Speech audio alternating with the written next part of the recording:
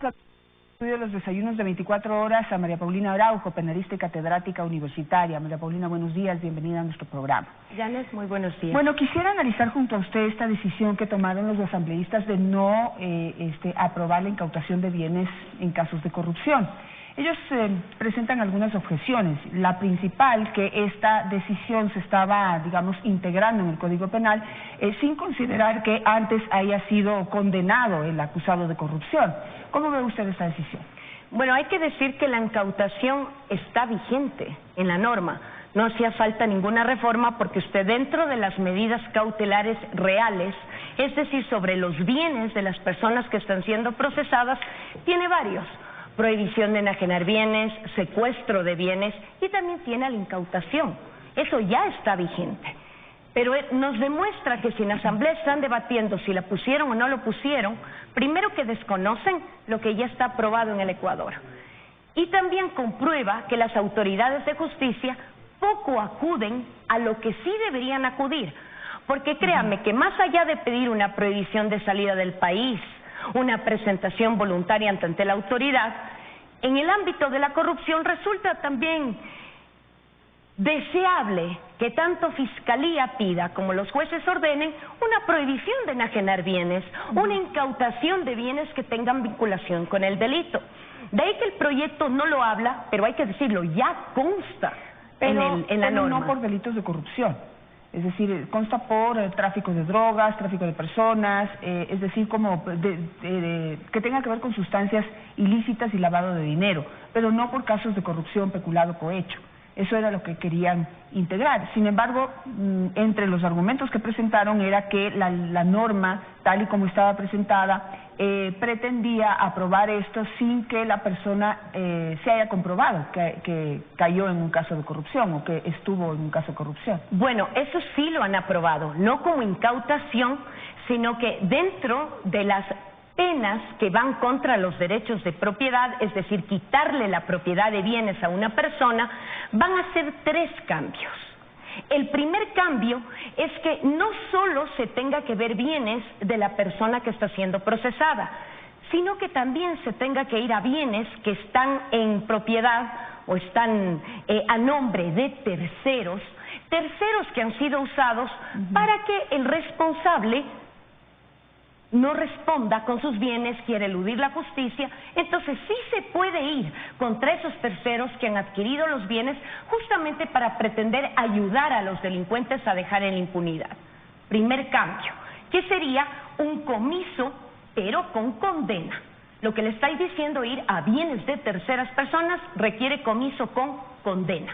Es decir, exista una sentencia condenatoria ejecutoriada en contra de los responsables. Segundo cambio, en la misma línea de un comiso con condena, y ahí empiezan a saltar las alarmas, nos da un listado de delitos que este comiso con condena permitirá ir sobre los bienes de los condenados, pero no solo los bienes relacionados al delito, sino que puede ser que esos bienes sean insuficientes, entonces se pretende acudir a otros bienes que nada tendrán que ver con la conducta delictiva, pero que sí podrán ser comisados, es decir, el Estado tome la propiedad de esos bienes. Pero en el listado de delitos que va a caber este comiso, no está, por ejemplo, el tráfico de influencias. Una vez más, dejan afuera una de las conductas que más constatamos como corruptas. Tráfico de influencias, ¿qué es? Dar contratos inobservando la normativa. En un idioma bastante coloquial, dar contratos a dedo. Lo dejan afuera. Y luego la tercera figura la titulan comiso sin condena. Es decir, que se pueda quitar la propiedad de los bienes de las personas que están siendo investigadas por delitos sin esperar a una sentencia. Pero, ¿qué requisitos le pone? Primero, que se haya dictado un auto de llamamiento a juicio. Segundo, que la persona no se haya presentado por más de 2 veces a la audiencia de juzgamiento. Y tercero, que esté prófuga. Y una vez más, en el listado de delitos que procedería, se quita al tráfico de influencias. ¿Cómo lo interpreta usted? El tráfico de influencias tiene su historia. considerado antes de la aprobación del COIP, antes del año 2014, una modalidad de peculado. Porque dar contratos a dedo y favorecer a contratistas y a los funcionarios que están en este contubernio con los corruptos supone un abuso de fondos públicos. ¿Qué hicieron nuestros asambleístas con el COIP en el 2014? Lo quitan del peculado y crearon esta figura que se llama tráfico de influencias, que sí prescribe, puede prescribir en 5 años. Antes, el tráfico de influencias era considerado como peculado. Peculado, imprescriptible y se podía juzgar en ausencia. Desde el COIP, yo me esperé que si tanta lucha contra la corrupción dicen tener en la Asamblea, en este paquete de reformas, el tráfico de influencias, que en la actualidad prescribe y va a seguir prescribiendo en vista del proyecto, lo regresen al peculado, a la conducta grave que es. Y no solo que no lo hacen, sino que lo dejan fuera, sea del comiso con condena para irse contra bienes de terceros o bienes que no tienen conexión con el delito, y del comiso sin condena, que es lo que ahora defienden los asambleístas como que fuera la mejor herramienta para pelear contra la corrupción, cuando la mejor herramienta sería prevenir, la mejor herramienta sería tener funcionarios transparentes. Y aún asumiendo que la propuesta esté bien hecha, tampoco garantiza que nuestras autoridades de justicia la acaten. Pero insisto, aquí dejan afuera el tráfico de influencias. Y comiso sin condena será solo cuando usted tiene un prófugo que no se ha presentado a la audiencia de juicio y obviamente tiene un auto de llamamiento a este juzgamiento previo. A ver, ¿cómo interpreta usted todo esto que sucede? Porque se supone que si son legisladores, deberían tener los asesores adecuados para poder hacer y construir las propuestas bien hechas. Pero ya nos viene pasando esto ¿cuántas veces? ¿No? Este COIP es un Frankenstein, lo han tratado desde su creación y ahora en cada reforma tras reforma lo empeoran en vez de realmente corregir y que se vuelva una normativa que pueda sancionar pues de manera justa, si se puede decir así, y proporcionada a quienes cometen delitos. Sí, lo que más llama la atención es que el Ecuador les paga un sueldo a los asambleístas justamente para hacer leyes. Y si las leyes no tienen concordancias, no tienen coherencia, se puede prestar a varias interpretaciones, lo cual no debe ocurrir en el ámbito penal. Las leyes deben ser unívocas, una sola interpretación para saber lo que está prohibido, saber cuál es el procedimiento, pero aquí al parecer sigue siendo el mimado de los asambleístas el delito de tráfico de influencias, que no se someta a estas figuras y sigue sin explicación. Yo les pregunto, ¿por qué no ponen el comiso sin condena para el tráfico de influencias? Quisiera que me contesten eso. Y adicionalmente, ¿por qué no regresaron al tráfico de influencias, sabiendo que es de las conductas la más cometida en el ámbito de la corrupción, a que vuelva a ser peculado, lo que siempre fue? Yo quisiera que solo eso me conteste. Quizás ellos le hablen de otras cuestiones que han querido cambiar, pero hay otro tema muy grave en este proyecto, y es lo que han hecho con los tipos penales que tienen que ver y están vinculados básicamente con el contrabando de hidrocarburos, biocombustible, gas licuado. Ahí yo pienso que definitivamente este proyecto hace ver, y espero equivocarme, ya no solo una falta de conocimiento de cómo se hacen leyes penales, sino una selección aleatoria de ciertas conductas, considerarlas ya menos graves o que no afectan al Ecuador, y con eso yo no sé a quién van a favorecer. Sí sería bueno hacer una investigación. ¿Cuál es la reforma en concreto? La reforma en concreto es que en este contrabando de combustibles, la primera, artículo 264, entiendo yo que quisieron respetar proporcionalidad para que las penas vayan gradualmente subiendo conforme la conducta sea más grave. Van a poner escalas, proponen que se escala, mínima escala, media escala, alta escala, gran escala. Pero esas escalas que me determinarán cuánto es mínimo y cuánto es alto, todavía no están creadas. El propio proyecto en una transitoria le da a la autoridad de hidrocarburos 90 días. Me pregunto yo, en esos 90 días no se va a delinquir. ¿Qué pasa si en esos 90 días hay una flagrancia? ¿Le podrán juzgar a esa persona No, porque la norma está incompleta. Pero la norma, digamos, toda esta determinación de cuánto es mínimo, medio o gran escala, debieron haberlo propuesto desde un inicio, a la par con la reforma. Así se hacen las leyes penales. Si yo tengo una ley penal que se va a remitir a otra para completar qué será lo que está prohibido, esa ley tiene que existir y de manera previa a las conductas. De lo contrario, usted tendrá 90 días en los cuales no tiene el tipo penal, es decir, el ilícito completo, y adicionalmente, en donde es más problemático el contrabando de combustibles, de hidrocarburos, de biocombustibles y de gas licuado, que es las zonas fronterizas, y que hoy por hoy es la conducta más grave, la despenalizaron. 90 días donde en el territorio ecuatoriano y en zonas de frontera usted no tiene penalización clara para estas conductas tan graves. ¿Pero eso durante 90 días o permanentemente? Durante 90 días, pero basta que usted un día no tenga tipificada la conducta, garantiza la impunidad.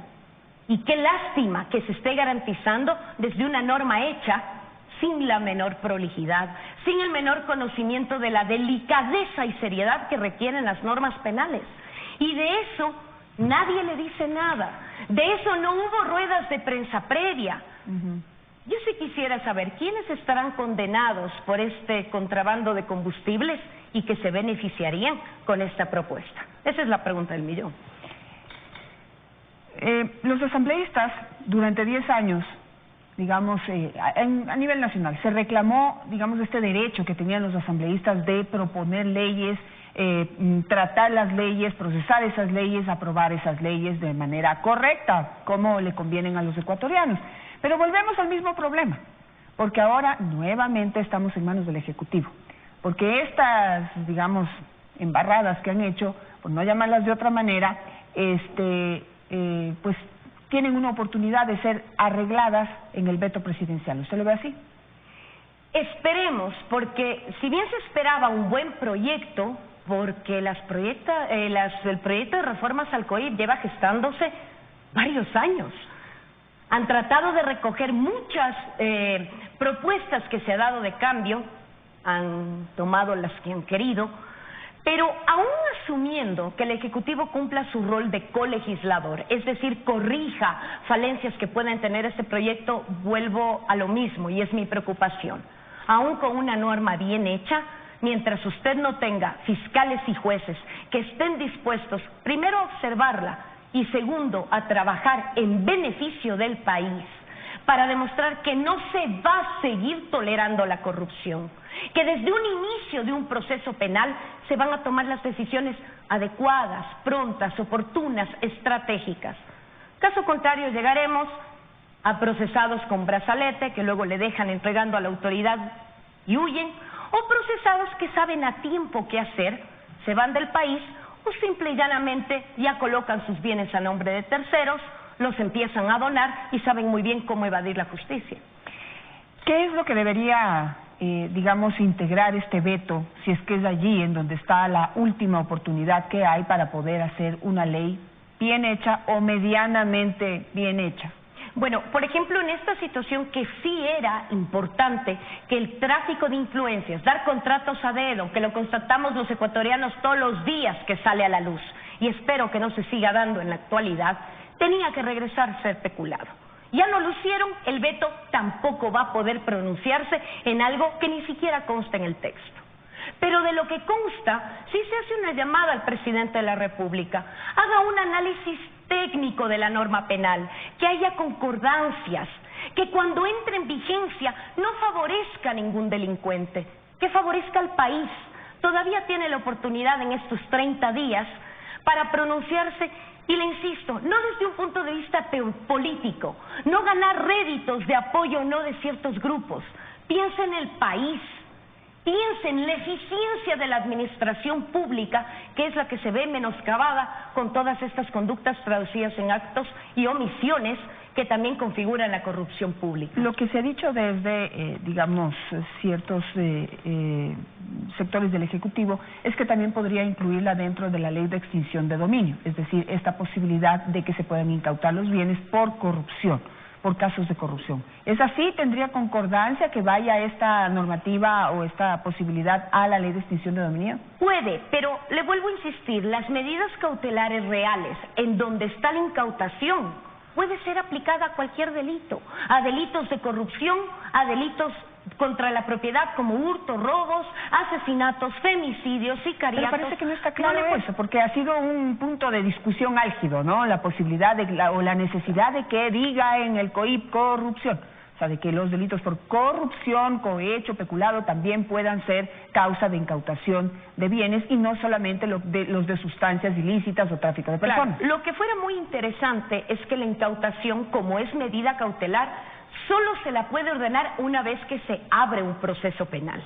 Mientras hay una investigación previa, no hay posibilidad de medidas cautelares.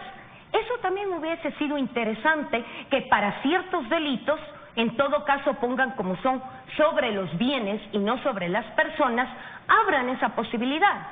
Pero la norma es clara. Que no sea aplicada hoy por hoy por los órganos de justicia no quiere decir que la norma tenga ese vacío. Si hay algo claro es que la incautación ha sido y está vigente como medida cautelar. Que no hayan acudido a ella, que en fiscalía se demoren en iniciar los procesos penales, a pesar de tener indicios en donde ya con una formulación de cargos pueden tomar estas medidas. Usted ve, el problema no es normativo, el problema es práctico, de una justicia que tampoco converge en inteligenciarse, en conocer lo que sí está vigente para aplicarlo, y también en una asamblea que nos sigue dejando cabos flojos. Y de esto, insisto, nadie responde, y eso es lo que duele. Señores asambleístas, todo el Ecuador les paga para legislar, y legislar bien, no legislar con ciertas dedicatorias, porque conozco cómo se formó el primer Código Orgánico Integral Penal, cómo se van dando las reformas, y a veces no creo que es desconocimiento, sino que hay ciertas dedicatorias hacia qué delitos dejo fuera, qué delitos incorporo, y yo pienso que si el Ecuador sigue tolerando y no nos involucramos en un debate serio de leer el proyecto, comparar con la normativa vigente, comparar en cómo el Ecuador se ha manejado en temas de códigos penales y tratamiento jurídico de la corrupción, eso es algo que nos interesa a todos, porque no afrontar la corrupción es robar a todos y cada uno de los ecuatorianos. Robarnos a nosotros mismos. Exactamente. Me voy a quedar con esa pregunta, esas preguntas que usted acaba de hacer planteadas, y esperamos en los próximos días, en estos 2 días de entrevistas que tengo yo, poder tener a alguno de los asambleístas aquí que pueda responder a las preguntas que ha hecho María Paulina Araujo. Principalmente esa de cómo es posible que sigan legislando sobre cosas que ya existen o puedan pues aparentar, por lo menos quisiéramos una explicación de que se legisle con nombre y apellido, con dedicatoria o con preferencias por uno por otro, o sin que estén completas las normas para que las normas sean efectivas, es decir, que lo que diga en el papel se pueda aplicar. Esto es lo referente al tráfico de hidrocarburos, que no tiene esta clasificación y no va a poder ser aplicada la norma. María Paulina, a mí me quedó clarísimo. Veamos qué es lo que responden los asambleístas.